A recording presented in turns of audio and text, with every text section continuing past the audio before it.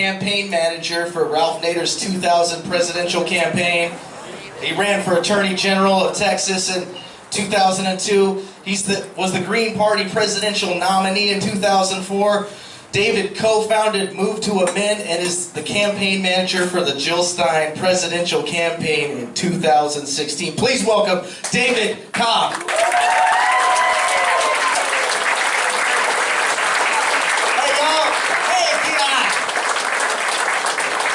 Can y'all see why when I saw Yane Indigo on television standing up against a corporate media shill on one side, a professional Hillary shill on the other side, and I had never, seriously, never seen anybody do it with such dignity, such grace, such courage, and I said, I gotta work with her.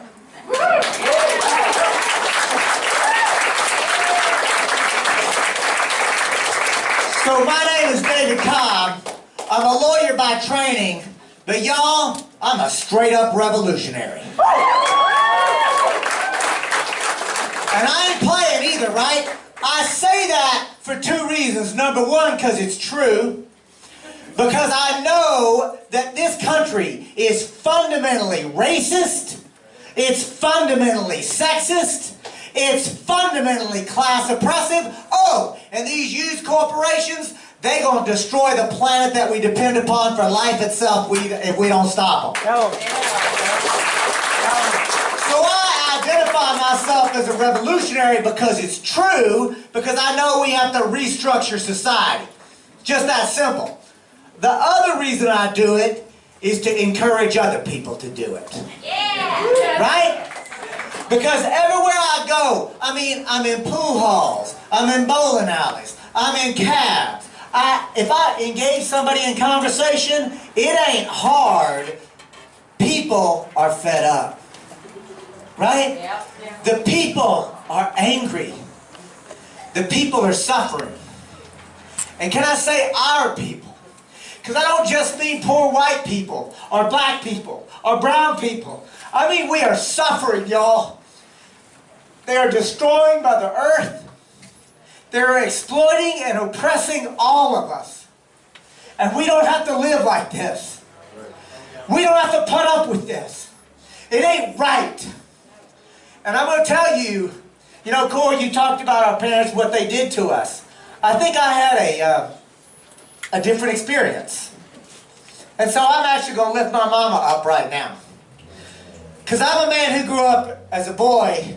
I grew up in poverty. And I used to be ashamed, right? I used to not talk about that. But I actually now will say it out loud because I want to normalize it. Because a lot of people grow up in poverty. We weren't bad people. The system sucked. We weren't bad. But I do what I do now because of my mama. And there's two stories I want to tell. The first one is about money. And my mama taught me something valuable about money. She said, son, money actually doesn't really matter unless you don't have enough for what you need. And then it becomes the only thing that matters. So just make sure you got enough for what you need and the people that you love need, and the money will take care of itself. Wow, right? But here's the second thing I want to share that my mama did. When I was 6 or 7 years old, I remember fussing and fighting with my brother and my cousin, Joe Michael. That's right, I'm from the South. Like many of my cousins got two names. Joe Michael, my brother Ty, and me, and we were fighting. We were 6 or 7 years old. We were fighting over a little car, right? Probably a little Hot Wheel car or whatever. But what I remember is this. Mama calmed us down, right? And the thing is, I have a memory, right? Because she was up here, she came in, we were fighting, and what I remember is she came down, all the way down with us. And she put her hands on us, and she just calmed us down. And any of you mothers who have boys, you know, like how we are. We can't help it. We try to do better. But she calmed us down, right? And I'll never forget, because what she said was, ho, ho, ho, y'all, calm down. She said, look, there's 3 of you here. Remember, we've learned how to count. Let's do it together. She got us to do it together. 1, 2, 3. There's 3 of you. And there's only one toy. So all you have to do is share. And she said, oh wait, there's only one right now. But oh my goodness, look around. There's all these other toys I've seen you play with. And she brought them in to show there's enough. That scarcity, that's a myth. There's enough for us. She brought it all together. She said, look, there's enough. All we have to do is share. And you know what? It made sense to me. It made sense to me then, and it makes sense to me now. There's enough to go around. There's enough to go around. All we got to do is share. And it occurs to me that I'm a Green Party member because of what my mama taught me and what I learned in kindergarten. Share with each other. Don't hit each other. Don't run with scissors. All I'm saying is that if we actually believe the virtues, if we actually believe the values that we are taught and that we try to teach our children, to love one another, to be kind, if we really believe that, then why don't we have a society that reflects that? Why don't we create social, political, and economic institutions that incentivize that? Right? Because I'll tell you something, and I was sharing, where's Kevin Rodriguez? Where's the young man who picked us up, who was so gracious and fantastic? I bet he's out working right now, so I'll just lift up Kevin in absentia right now. But you know, we were talking and I said, you know, I don't think that human beings are either angelic nor demonic. Right? I mean, there's some, you know, we can lift up Gandhi and King and Elizabeth Cady Stanton and, you know, Dolores Huerta and Cesar Chavez. I mean, there are many people who do amazing things that, you know, we stand on the shoulder of giants, right? And there are horrible people in the world who do horrible things, but those are the minorities. Most of us actually simply reflect the society that we live in. And the problem, I believe, is that we have created social, political, and economic institutions that encourage and incentivize exploitation, oppression, violence, power over dominator bullshit. That's really the problem. What if we created economic institutions, business and commerce, social institutions that encouraged us to share together, to be cooperative? If we actually simply had a different society, I believe most of us would begin to act differently. So that's why I'm a Green Party member. The other thing I want to do is to acknowledge and recognize and say, hey Facebook, because Sade told me to start off that way and I forgot. But she did tell me this, so as great as this crowd is, and it's a full house and all the way to the back and all the way out there, can I tell you, hey, can I tell y'all, we got over 1,000 people watching right now, y'all.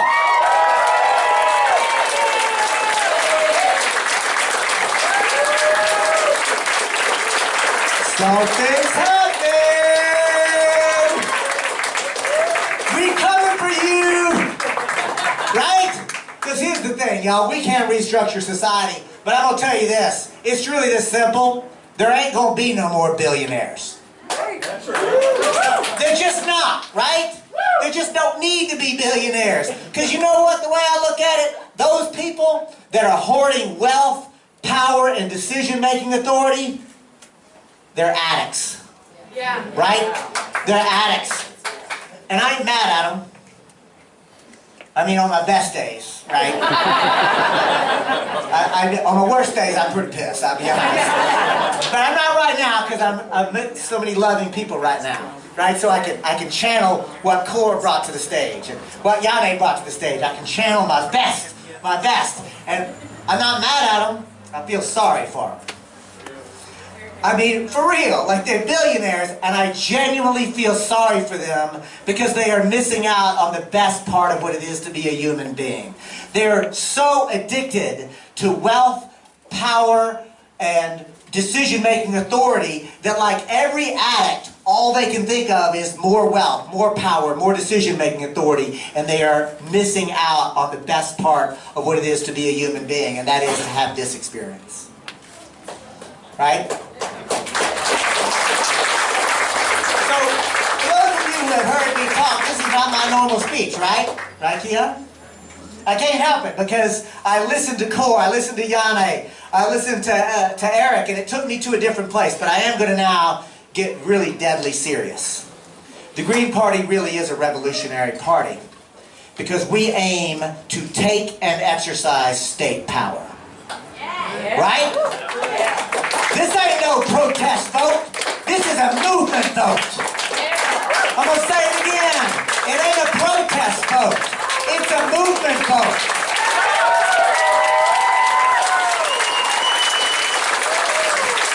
So, to the ruling class, I got news. Expect us. We are coming. We ain't playing, although we are playful. But we're serious about it, right? And the reality is this. The corporate media will not tell you this, but the Green Party is getting larger. It's getting stronger. It's getting better organized every day. I know so many of you came into the Bernie movement, and I want to acknowledge and thank you for that. And I also want to remind you that it took Bernie Sanders 6 months to build up that head of steam, right? And he probably did actually win the Democratic Party's nomination, right? It's not like he almost won it. He won it, then had it stolen from him, right? But it took him about 6 to 8 months if you look at that trajectory. Let's be honest, y'all. The reality is that even though Sister Jill has been out there campaigning and working her keister off, right, for over a year and a half, this campaign at this level only kicked off at the DNC, and you know it's true. So do you. So do you. How many of you, be honest, how many of you were ardent, I'm already in, and I'm working all the way for Jill Stein in February of this year while Bernie was still. How many of you were doing it? 1, 2, I'm 1, 3. So we got 3 of us. All right, now, that tells me how many of you, now that you saw what the Democratic Party leadership actually does and how they show their ass in Philadelphia, how many of you in the Green Party now? That's what I'm talking about. I'm just saying, something is happening, right? And so, here's the other thing. I have welcomed Yane Indigo and Core Element and Eric and all of you into the Green Party. It's not a talking point. It's for real. Or as my cousin, my niece is talking, it's for real, not for play. Like, we're real about this. Like, please come in. And here's the second message I have to those of you who have not yet joined the Green Party. And that is this. When you join the Green Party, and you will, I promise not to say I told you so. Make that clear right now. Right? I promise not to say I told you so. We're going to welcome you with the same loving arms that we welcomed everybody else, right? We're going to welcome you into this because this movement is actually about transforming our society, and it works. Here's something interesting, y'all. Did you know that there are about 400,000 Greens right now as active, nonviolent, peaceful revolutionaries? That's amazing. Did you know that there are over 200 elected Greens serving in office right now? Did you know at the local level when Greens run for office that we win over 35% of the time? It's almost like the corporate media doesn't want you to know. Things that make you go, I'm just saying this. My challenge to you, I'm glad you're here. I'm glad that Core passed that donation jar around. I'm glad you're donating. I want you to vote for Jill Stein. I want you to get involved. You know what else I want you to do? I want you to run for office. Come on in here, Alfonso. Give me some of that, right? I want you to run for office. To do whatever it is that you need to do. And I also want to say this. The Green Party aspires to be the electoral arm of these growing movements, because what I know is this. Throughout all of history, the role of so-called third parties, but I'm just going to call them alternative political parties, cannot be overstated. I want you to think about this list, because this list is a list of what it took alternative parties to champion at the ballot box. Are you ready? The abolition of slavery. Women getting the right to vote. The creation of the Social Security Administration. Unemployment insurance. Workers' compensation laws. Pure food and drug laws. Ending child labor. The direct election of the United States Senate. The 40-hour work week. 80 hours. The point I'm making, sisters and brothers, literally the entire fabric of what we today would consider the bare damned minimum for a just and compassionate society, that fabric was woven together, thread by thread, strand by strand, issue by issue, by people just like you who were alternative party advocates. People who did their work when they were called naive or unrealistic. People who did their work when they were called dangerous un-Americans. People who did their work when they were called spoilers. I got news for you. For people, what they call spoiling, we call participation. You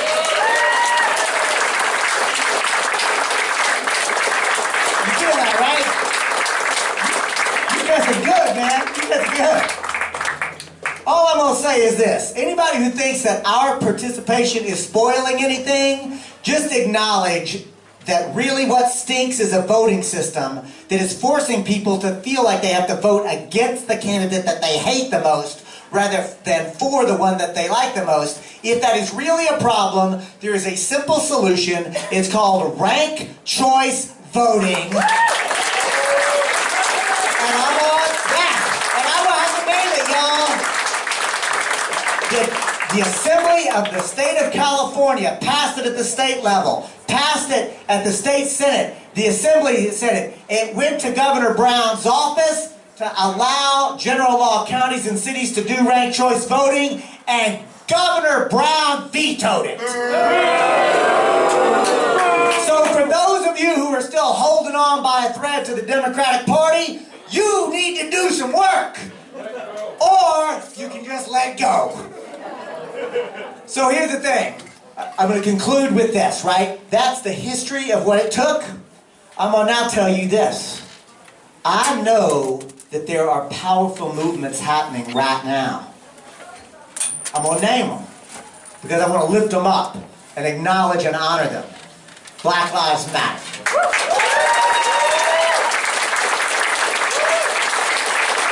Occupy Wall Street.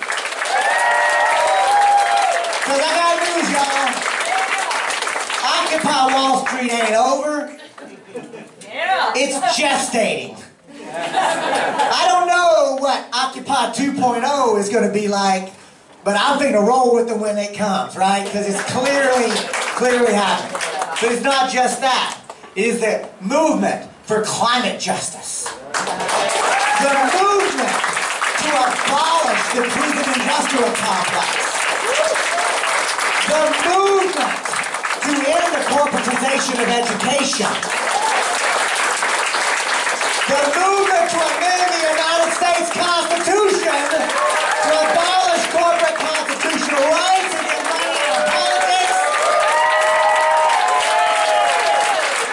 And I want to say, y'all, I know, like some of you know that I was involved and will be involved again with an organization called Move to Amend. So the campaign, the Move to Amend cannot endorse Move to Amend. But the campaign can endorse Move to Amend, right? So we lift up Move to Amend. We recognize and honor the work that they're doing. And Proposition 59, for those of you who don't know, in California, you get the opportunity to vote in support or rejection of a constitutional amendment to abolish in its entirety the illegitimate, court-created, totally made-up, flat-out stupid idea that a corporation must be treated as if it's a person with constitutional rights, and also abolish the equally odious, also court-created idea that money is speech. Proposition 59 is on the ballot. You can help to join that movement, right? And I see my dear brother Keon Vince in the back. Keon, people are trying to, Keon, I'm talking. Keon, wave your hands. Because this gentleman right here, my brother, is, you can see we look a lot alike. He is carrying a petition to get you to support the Yes on 59, because the Stein Baraka campaign is not only about the Green Party, but it's also about campaigns, initiatives that are actually going to make our world a better place. Native Lives Matter, Black Lives Matter. And at the end of the day, it is my great honor now to introduce the keynote speaker for tonight. This afternoon. It feels like night. I gotta tell y'all that I've been knowing Ajamu Baraka for a minute, right? I knew him before he was the VP nominee. He may remember I kind of, like as a movement person, I kind of quasi-stalked him at different conferences and such. It's true. It's true. Why? Because of the role that he had played, because Ajamu Baraka has a lifetime of experience at the front lines of the Black liberation movement in this country. He has served on Amnesty International's board of directors. He has become, and was the founder of one of the most important intellectual places for human rights in this country called the U.S. Human Rights Network. And now I can tell you, not just somebody who I've looked up to over time, in these last several months, somebody who I've developed a genuine affection, appreciation, and if I can say it, great love. Ladies and gentlemen, please help me welcome Green Party Vice Presidential nominee, Ajamu Baraka!